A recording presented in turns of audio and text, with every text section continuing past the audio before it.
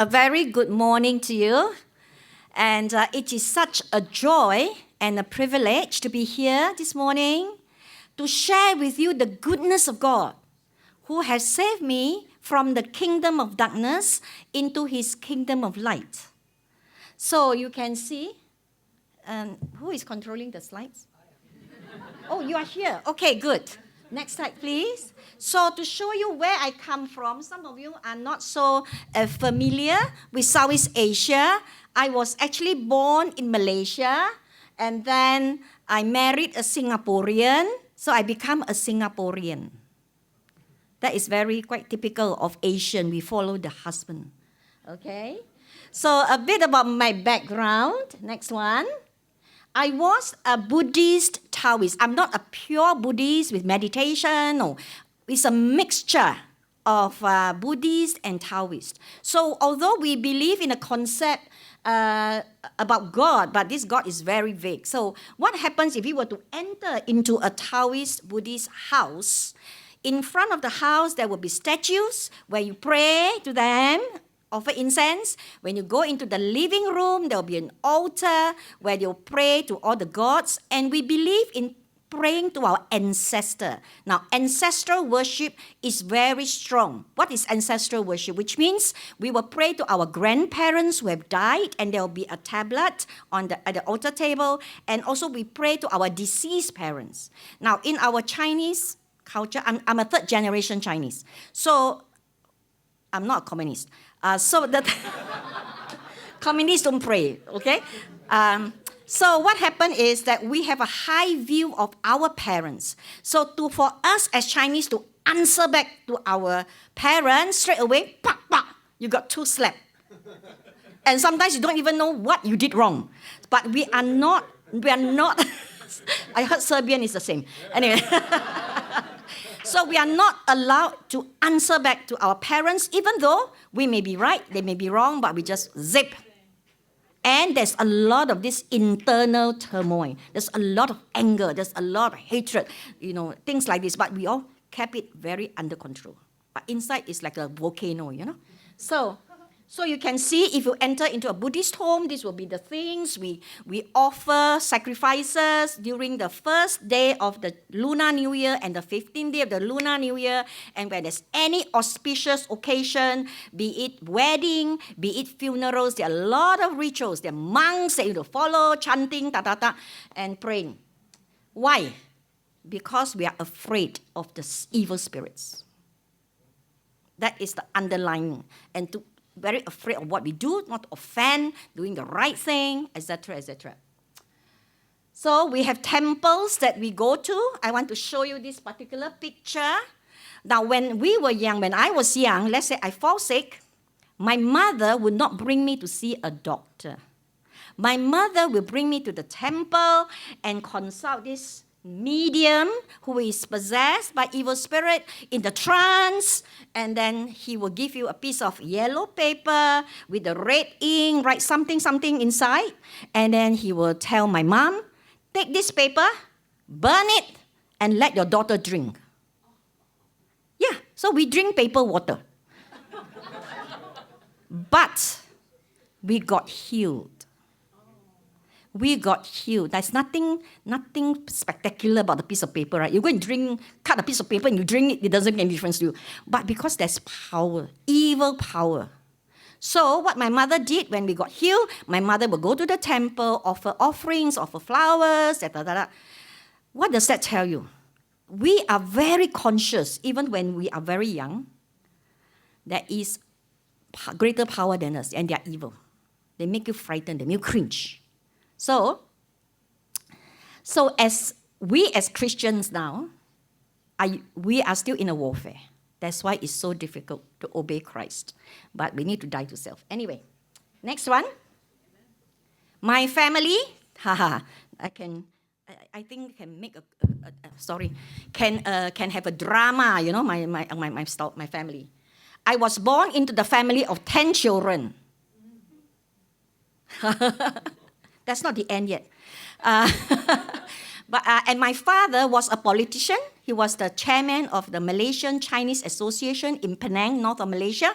So we used to have bodyguards, we used to have nannies. My mother gave birth to 10 children. My mother never looked after us when we were young. So which means my mother gave birth. Straight away, we were given to nanny. And then over the weekend, the nanny will bring us back. This is your father, this is your mother. So we don't have any close relationship with our parents, which is very sad. Then when it comes to school age, going to school, then we come home to stay permanently with our parents, and we were taken care by servants. All right? So when my father passed away, I was 9 years old, and number 6. I'm number 6. So I've got 3 older brothers, 2 older sisters. I'm number 6, and then I got 3 brothers and 1 sister. You see, lost count, too many children. Then, because my mom was also from a very rich family, she has never worked.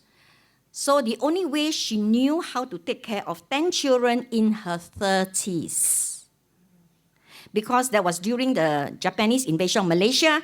So they married the girls very early.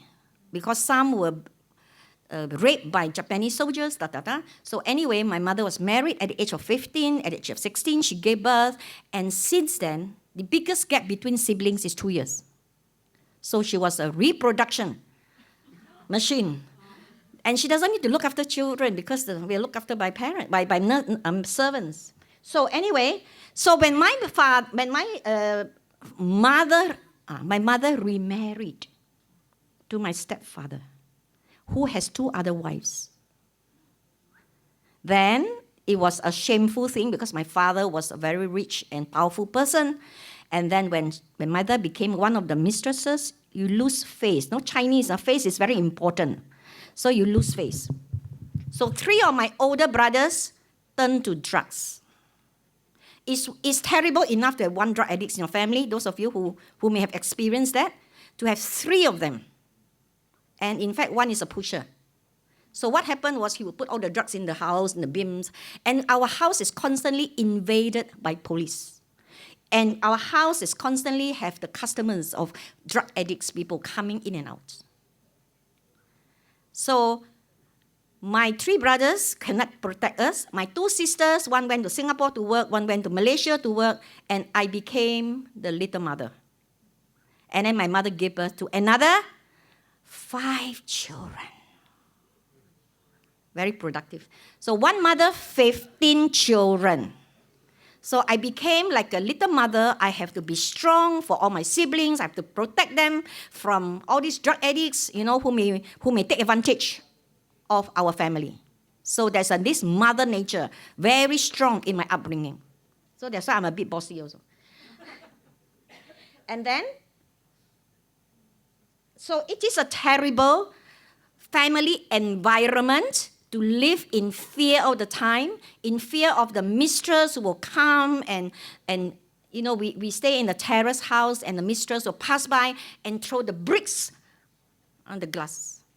And you get frightened. So I have been so traumatized in my teens. And I said, this is a living hell. I don't want to believe anymore. I want to die. And I wanted to think of ways to commit suicide at the age of 15. But then I said, I want to find out, is there an answer to life? If not, it's not worth living. Traumatized all the time, so ashamed my family, my brothers, stealing, lying, and some of you may have experienced this, I don't know, but mine is the really extreme. And I was such a broken person. Or even though I did very well in school, top 10 the whole school, but so what? My family is destroying by me. Then, how do I come to... So, in my concept in Malaysia, because we are multicultural, which means we have Indian, Malay, Chinese, and other races, and we are multi-religious, we have Hindus and Muslims and Chinese and also Christians. But I had no contact with Christians. The only contact I had with Christian was with my cousin. Because I always thought that Christianity belongs to the white people like you. We Chinese, we pray to our gods, I had a first cousin in our generation. She came to me and she said, I become a Christian. If you don't believe in Jesus, you are going to hell. I said, I knew that. I never thought as a Buddhist that I will go to heaven. In fact, Chinese religionists, we talk about 18 levels of hell. Depends on how bad you did on earth. So I said, what's new? And then the thing is that I had no exposure to Christian. She was the first Christian I met. Now, this is very important for us now that we are Christians. So I was observing how she lived. So she brought me to church. It was a cult. They just shout out scriptures, Bible verses, but they never explain. And the more important thing is I was looking at her life. What does a Christian look like? And she would come to me and say, I drink, I go party, I slept with guys. I say, what? Christian do all these things? I say, I was a non-Christian, I was a religionist, but I was a moral religionist. So not all non-Christians are immoral. Although I did struggle, what is going on in my heart? There's a lot of hate, a lot of jealousy, a lot of pain. So I said, if you say you're Christian and you live like this, I want to have nothing to do with it because I am trying so hard to live a moral life. So we always argue, even though I knew nothing, our religion is very much a very superstition. So I was very much put off by her lifestyle. Then I went to Singapore to work. And I have a housemate. Every night, she would kneel beside her bed and pray. So I had my encounter with my cousin, so I really don't like Christian. So one night, I asked her, I said, excuse me, what do you do every night beside your bed? She said, oh, I'm a Christian and I pray to Jesus. I said, oh, another Christian. I try to run away from Christian, but somehow God brings them across my path. Some nights we were working so hard, so tired, she forgot to pray. And she slept, and I said, I'm not doing it because I want to poke fun at her, but because I'm sincerely wanting her to abide to her Christian beliefs. I said, hey, wake up, you forgot to pray to your Jesus. I was not trying to be funny, but I wanted her to help her, to her beliefs in Jesus. So I believe that she must have prayed for me. There were some Christians who knock on our doors and says they want a Bible study. And I said, no, nothing to do with me. You can talk to my friends, but not to me. Anything to do with Christianity, I will push it away. Then, that time, because we are multilingual, so my English was not very good. So they gave me a Bible called the Good News Bible. Very simple English to read. I want to read the Bible not because I want to find out about Jesus, but because I want to practice my English. So I was asked to read the Gospel of Matthew. I'm not sure whether that's a good book, but it's God's intervention because the first chapter is about what? Genealogy, the son of who and son of who. And I said, what are these names? I don't even know how to pronounce. But anyway, I came to the birth of Jesus and then came to the Beatitudes where I got stuck with this verse. And Jesus said, you have heard that it was said, love your friends, hate your enemies. But now I tell you, love your enemies and pray for those who persecute you. And I look at the Bible. I think there must be a mistake, in the Bible. There must be a misprint. Because how can I ever love my enemies? How can I pray for somebody who hurts me? So when the Christians came to our hostel and I said, is this possible? They said, oh yes, it's possible through Jesus. And so I started my search, going to church. I attended adult Bible class, sermon, youth fellowship, because I was only a teenager. Don't forget. Then I was so active in the church, everybody thought I was a Christian.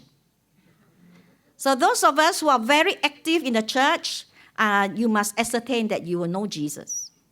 I was so active. And so that during that time, there was this nationwide, organized by the Campus Crusade for Christ called the I Found It campaign. Who is with I Found It? Who is with Campus Crusade? Somebody raise up. Anyway. No. So you are supposed to, so it's a nation, whole Singapore, all this have this I Found It poster. You're supposed to tell them what did you find. Then my church leader sent me to do a training as a counselor because I was so active, right? So you must be a good candidate. And it was during that training session, they taught us how to commit your life to Jesus. That was then I realized that I have not done it. And the Lord, by His amazing grace, saved me. Next one. So God is amazing, saved me from the kingdom of darkness into the kingdom of light. And it doesn't mean that when you become a Christian, everything will be all right. No, it gets worse. Before that, when I did wrong, it never bothered me. Everybody does it, But after I became a Christian, the Holy Spirit living in me, I became more aware of my sin and to be changed by Him with the power that is within me. So I'm very grateful to God for saving me, and He continued to save me. I've been a Christian for nearly more than 40 years, and I'm still so excited about Jesus. So what happened was, the next one, my family. So talk about spiritual warfare. The spiritual warfare is very real, whether you believe it or not, but it's very real. So Satan will always attack your weaknesses, your vulnerability, things that in your past that have not surrendered to Jesus, have not repented. Beware. In a time of vulnerability, he will come and attack you and make you feel lousy, make you feel condemned. But you must remember, Jesus has died for us on the cross, and He has given us the victory in Him. We must choose to obey Him and not obey our old self. And then my husband and I, we joined OM, Operation Mobilization. We met on the Love Boat. Titanic? No, Titanic sank. That's my husband over there, been married for 37 years to the same man. And then I was serving in India. He was the chief electrician, engineer on board the ship, Lagos, Julas, Pakistan for 9 months, etc., etc. Now, next one. So now we are serving with the Presbyterian Church of Wales in Swansea for 20 years now. There's another picture of my family. Not this one. Okay, so my family got 15 children, right? By the grace of God. Before that, there was a picture of my family. Backwards. Huh? Go back. More. Go back. Yes, this one. By the grace of God, 11 of us are Christian. It's really the grace of God. And 3 out of the 3 of my drug addict brothers, 2 of them became Christian. So you can see that we were in the pit. It was a shame in our neighborhood. But Jesus, with His great power and grace, picked us up one by one. Every time when I go back home to Malaysia, that is my mission field. I always pray to God for courage, pray to God for wisdom, how to share Jesus with them. And it's really the grace of God that 11 of us are Christians. So there's still a few not Christian yet, but we continue to pray. So God is able, no matter what situation you are in, how hopeless you may think it is, never underestimate the power of Jesus. And don't give up. Before I became a Christian, I cried so much for my family. There's so much entanglement, so much pain, so much sorrow. But God continued to work and continue to free me from all these bondages. So now we are doing this work in Swansea. We're ministering to the elderly people and also ministering to international students. So I've been there for 20 years. Okay? So we have, next one. Okay. To God be the glory. Amen.